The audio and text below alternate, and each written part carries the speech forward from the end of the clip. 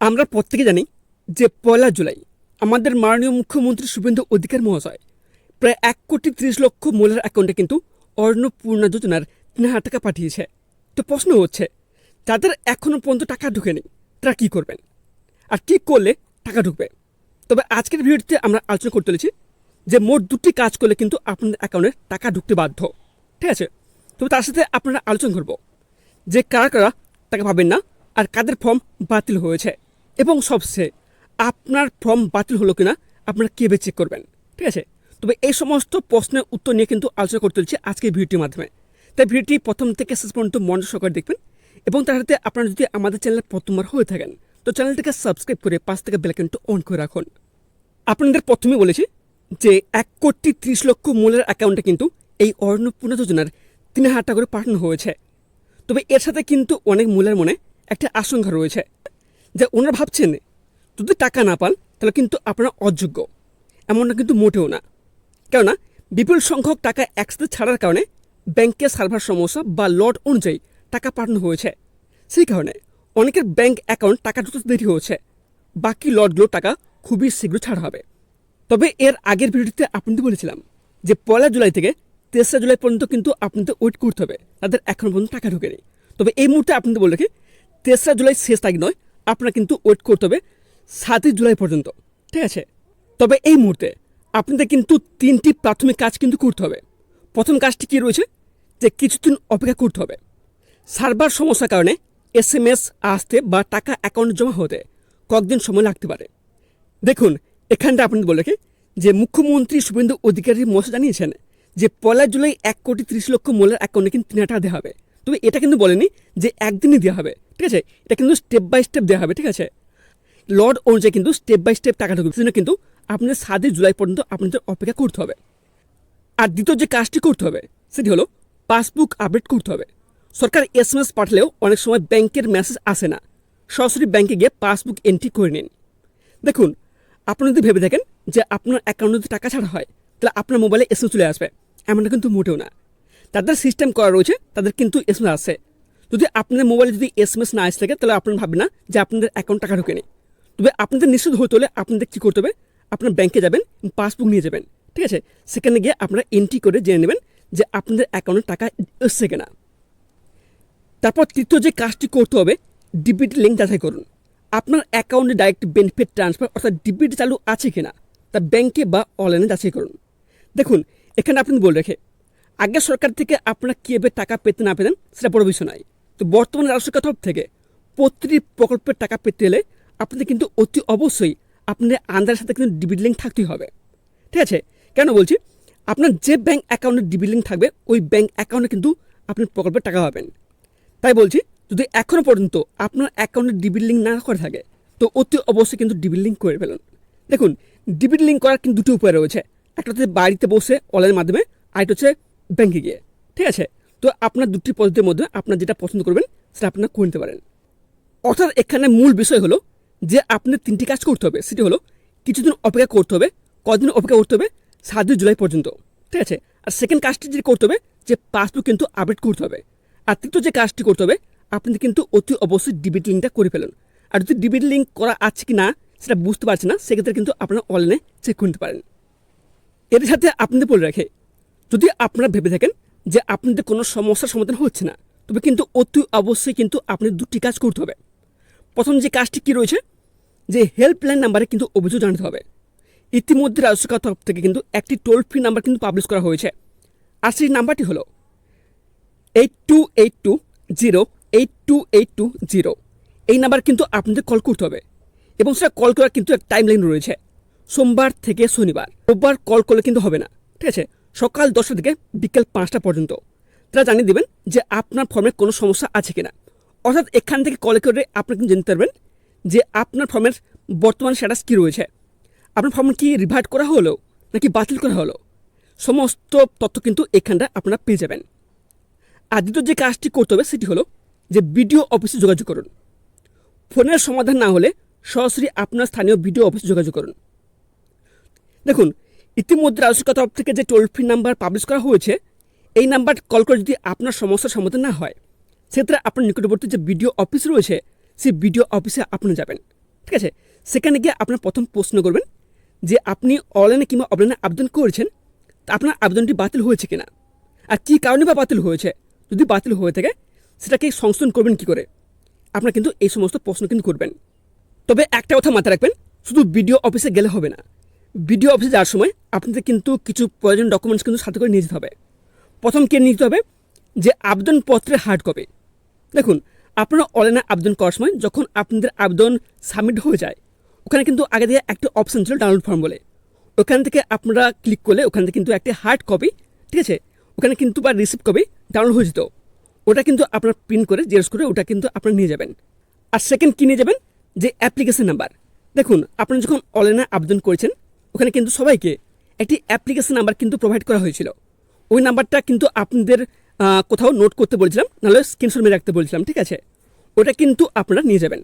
আর তৃতীয় যেটি করতে হবে সেটি হলো সমস্ত অরিজিনাল ডকুমেন্টস, অর্থাৎ আপনার আধার কার্ড থেকে শুরু করে ভোটার কার্ড, প্যান কার্ড, ব্যাংকের পাসবই, ঠিক আছে, সমস্ত অরিজিনাল কপি কিন্তু আপনারা নিয়ে যাবেন। এবং তার সাথে ফর্ম জমার যে স্লিপ রয়েছে সেটা কিন্তু আপনার সাথে করে নিয়ে যাবেন।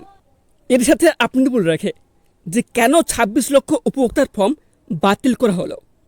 নির্দিষ্ট শর্ত পূরণ না করলে আবেদন সরাসরি বাতিল করা হয়েছে।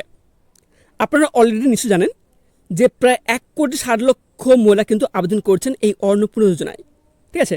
সেখান থেকে কত বাদ দেওয়া হয়েছে, 26 লক্ষ কিন্তু আবেদন বাদ করা হয়েছে। এই 1,60,00,000 আবেদনকারীদের মধ্যে 1,30,00,000 আবেদনকারীদের কিন্তু এই অন্নপূর্ণা যোজনায় 3,000 টাকা করে দেওয়া হবে। এবার আসি ফর্ম বাতিলের প্রধান কারণ কী কী রয়েছে।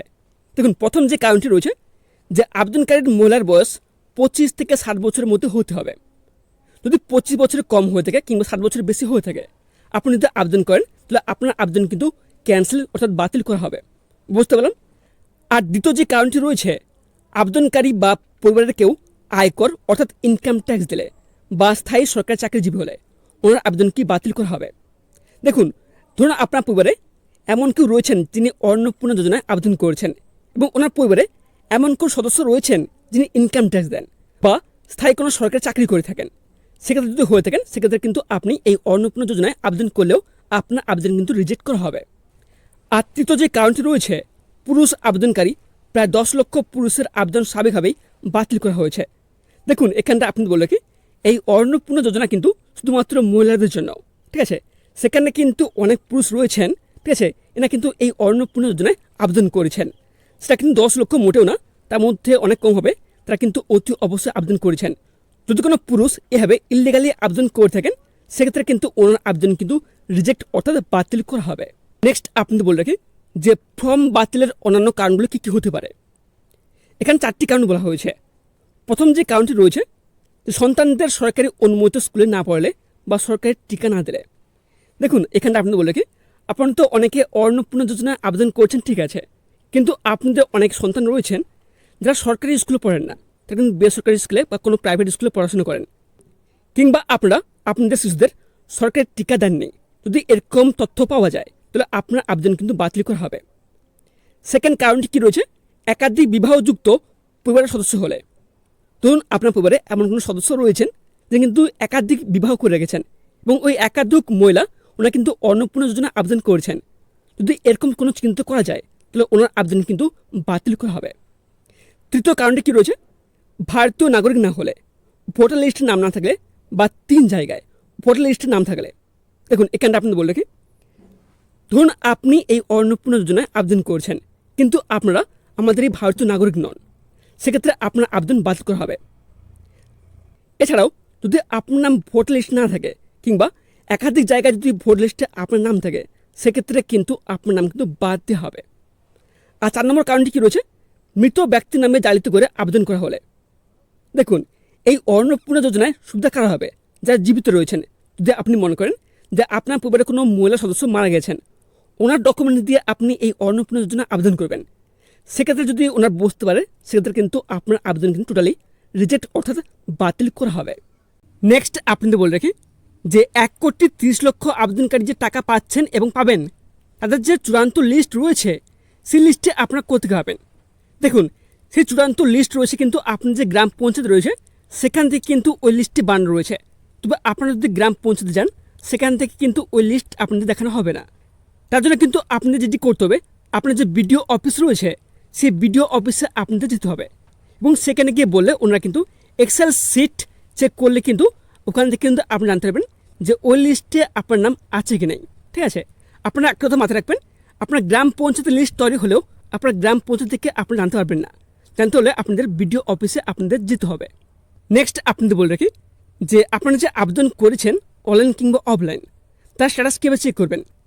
এর সাথে আপনাদের বলে রাখে, দেখুন কিছুদিন হলো, ঠিক কিছুদিন আগেই আপনার কিন্তু সোশ্যাল রেজিস্ট্রি পোর্টাল রয়েছে, সেখান থেকে কিন্তু আপনার চেক করতে পারতেন যে আপনার স্ট্যাটাস কী বর্তমান অবস্থা রয়েছে, সেখানে রিজেক্ট করা হয়েছে নাকি সাবমিট হয়েছে নাকি রিভাইড করা হয়েছে, সমস্ত তথ্য কিন্তু ওখানে জানতে পারতেন। কিন্তু ওখানটা কিন্তু এখন আপনারা জানতে পারবেন না, ওটা কিন্তু বর্তমানে বন্ধ করে দেওয়া হয়েছে। তবে এর জন্য কিন্তু দুটো উপায় রয়েছে। একটি হচ্ছে যে রাজ্য সরকার তরফ থেকে যে অফিসিয়াল নাম্বারটি যে পাবলিশ করা হয়েছে টোল ফ্রি নাম্বার, ওই নাম্বারে আপনার কল করে জানতে পারবেন। আর এছাড়াও আরেকটি উপায় রয়েছে, সেটি হচ্ছে বিডিও অফিস। এই দুটির মাধ্যমে কিন্তু আপনি জানতে পারবেন যে আপনার স্ট্যাটাস কী অবস্থা রয়েছে।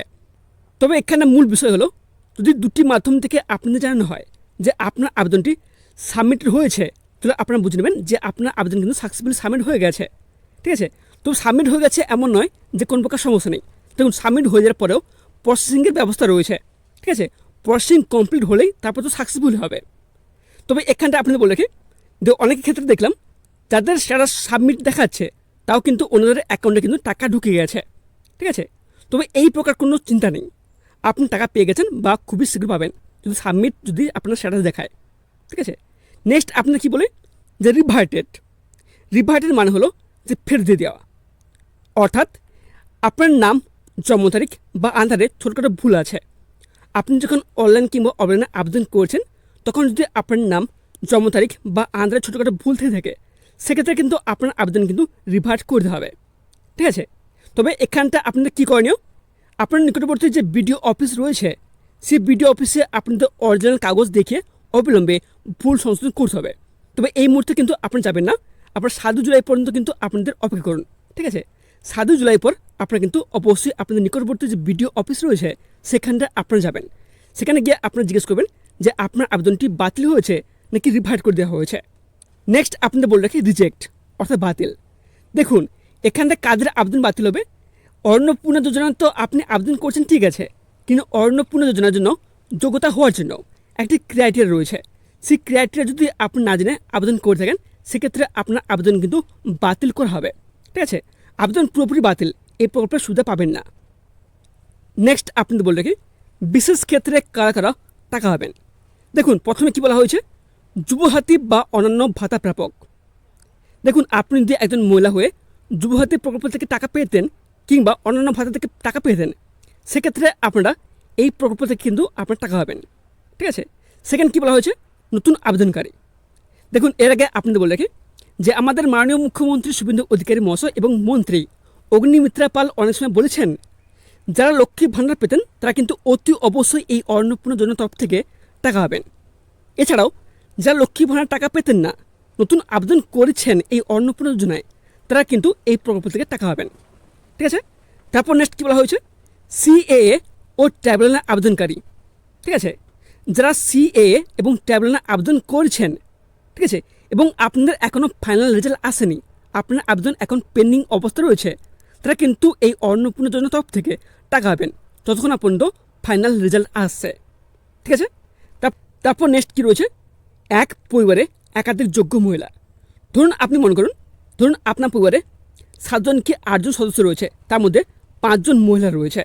5 জন মহিলা যদি যোগ্য হয়ে থাকেন সেক্ষেত্রে কিন্তু এই অন্নপূর্ণা যোজনার তরফ থেকে আপনার 3 টাকা পাবেন।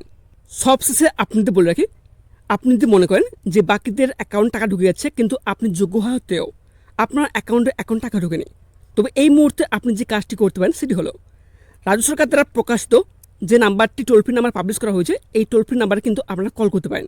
নাম্বারটি হলো, আমি পুনরায় বলছি, 8282082820। এই নাম্বার কিন্তু আপনারা কল করতে পারেন। তবে তার জন্য কিন্তু এক টাইমলাইন রয়েছে, সোমবার থেকে শনিবার, রোববার নয়, সকাল 10টা থেকে বিকেল 5টার মধ্যে কিন্তু আপনারা কল করতে পারেন।